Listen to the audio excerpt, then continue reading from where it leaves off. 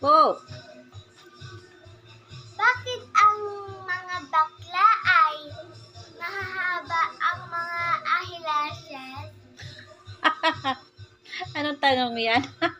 Ay, kasi po, sila po ay naglalagay ng mga pilikmatang mahaba para gumanda sila. Hindi po. Ay, ano Hindi po? po sila naglalagay. Ano po yun? Hindi ko po alam. Ay, hindi ko rin alam po Baka ba? pinanganak na silang maganda. Ah! Sige, Or mahaba ang pilikmata. Sige, tatanungin natin sila ha. Yung tito mong maganda na mahaba ang pilikmata din ha. Okay. Nakakatuwa naman ang apo ko. Nagtanong sa akin kung bakit mahaba ang pilikmata ng mga bakla.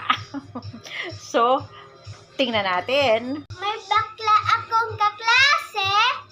Mahaba ang pilikmata. Nakita mo?